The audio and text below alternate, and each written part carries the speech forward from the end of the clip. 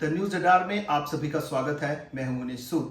आज हम आपकी मुलाकात मंडी की एक ऐसी बेटी से करवा रहे हैं जिन्होंने मंडी से मुंबई तक का सफर में वो मुकाम हासिल किया है कि आज इनका नाम देश में ही नहीं विदेश में भी बड़े सम्मान के साथ लिया जाता है। इन्होंने बड़ी ख्याति अर्जित की है।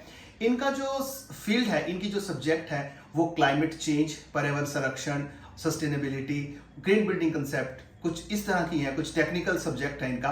और मैं चाहता हूं आज जो हमने इनसे न्यूज रडार के दर्शकों से इनकी मुलाकात इसलिए करवा रहे हैं क्योंकि हम अपने दर्शकों को बताना चाहते हैं कि देखिए एक छोटे से शहर मंडी जैसे एक बहुत छोटे से शहर से निकलकर लोग कहां पहुंचे हैं और आज पूरे मंडी का ही नहीं पूरे हिमाचल का नाम रोशन कर रही हैं। और इनका फील्ड इतना जबरदस्त है जिससे इनको आज पूरे देश विदेश में इनको ख्याति प्राप्त हुई है। मैं आपको बता दूं आगे बढ़ने से पहले, इनसे मुलाकात करवाने से पहले, कि ये green council India of India उसके मुंबई चैप्टर की अध्यक्ष भी हैं और राष्ट्रीय कार्यकारिणी में ये मेंबर भी हैं उनकी। साथ में इन्होंने बहुत से इनके नेशनल और इंटरनेशनल अवार्ड्स इन्हें प्राप्त हो चुके हैं। और अगर मैं इनकी प्रोफेशनल क्वालिफिकेशन की अपने दर्शकों के साथ बात करना चाहूँ तो मुझे लगता है फिर मैं इंटरव्यू नहीं कर पाऊंगा। बहुत कुछ है इनका, बहुत एक लंबी फिहरिस्त है इनके हर चीज की। तो चलिए मैं सीधे आपकी मुलाकात करवाता हूँ डॉक्टर माला सिंह से। डॉक्टर माला सिंह, स्वागत है आपका द न्यूज रडार में। नमस्कार मुनीश जी।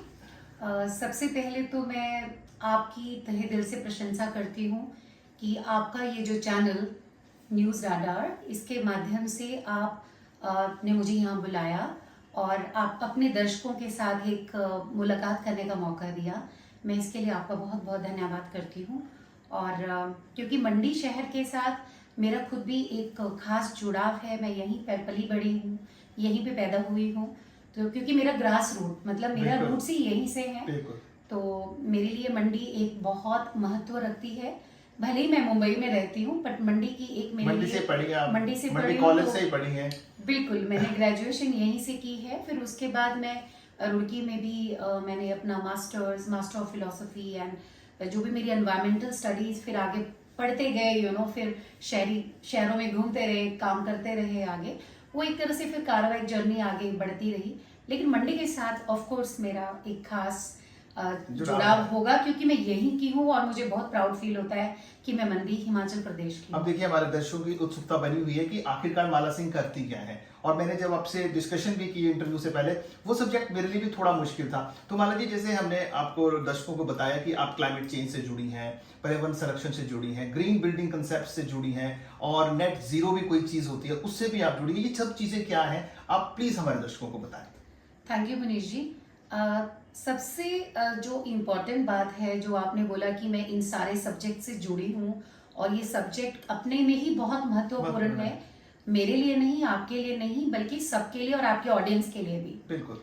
क्योंकि उसका कारण ये है कि अभी देखिए पूरी धरती की अगर हम बात करें, क्योंकि मेरा जो सब्जेक्ट है वो एक इंसान से नहीं जुड़ा हुआ है या एक संस्था से, ये पूरी धरती के एक कॉज के साथ जुड़ा हुआ है।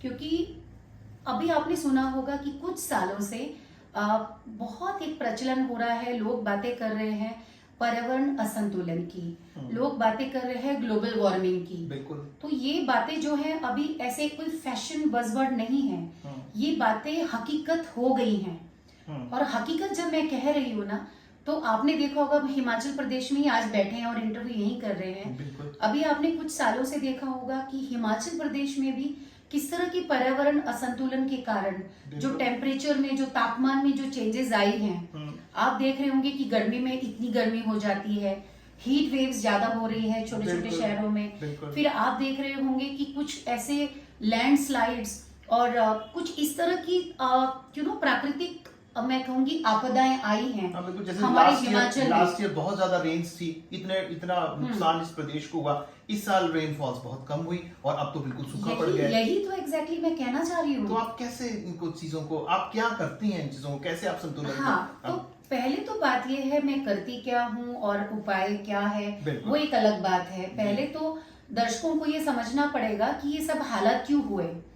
क्योंकि जब हम पर्यावरण असंतुलन की बात कर रहे हैं तो मुझे लगता है, क्या सबको ही लगता है अभी, कि हम सब इंसान जो इस धरती पे रह रहे हैं, पहली बात तो है कि हमारी ही जिम्मेदारी है इसको ठीक करने की भी और बिगाड़ने की जिम्मेदारी भी हमें लेनी चाहिए। बिल्कुल। क्योंकि हम ह्यूमन बींग्स ने ही वो समस्याएं खड़ी की हैं और वही समस्याएं जो आज खड़ी हुई हैं जैसे कि क्लाइमेट चेंज, ग्लोबल वार्मिंग।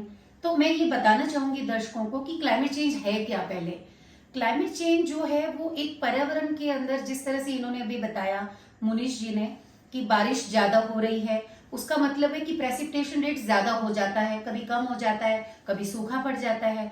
तो ये सारी जो चीजें हो रही है ग्लोबल वार्मिंग के कारण हो रही हैं। और ग्लोबल वार्मिंग क्या है कि धरती पे जब हमारी एक लेयर है, धरती की जो एटमॉस्फेयर की जो एक लेयर है ना, उसके अंदर एक ग्रीन हाउस गैस होती हैं। तो ग्रीन हाउस गैस जो होती हैं, जिसको हम बोलते हैं जैसे कि कार्बन डाइऑक्साइड है, CO2 है, फिर नाइट्रोजन ऑक्साइड है, फिर आपकी और बहुत सारी गैसेस हैं। मैं ज्यादा अभी इतना विस्तृत में नहीं बता पाऊंगी, बट कार्बन का बहुत बड़ा और मीथेन गैस का बहुत बड़ा एक इसके अगर मैं इसको कोरिलेट करूं तो बहुत ज्यादा रोल है धरती पे ग्लोबल वार्मिंग के लिए।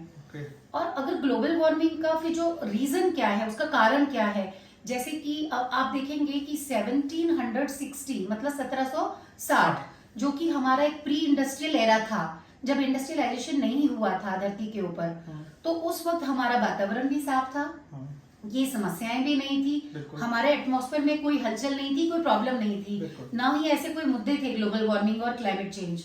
लेकिन जैसे ही 1950 ऑनवर्ड्स जब ये इंडस्ट्रियलाइजेशन बढ़ा, मतलब पोस्ट इंडस्ट्रियल जो एरा है, उसके बाद धीरे धीरे जैसे हमारा कंज्यूमरिज्म बढ़ता गया, मैन्युफैक्चरिंग ज्यादा होता गया, प्रोडक्ट्स ज्यादा बनते गए, और रिसोर्स मतलब जो हमारे प्राकृतिक संसाधन हैं उनका इस्तेमाल ज्यादा होने लगा।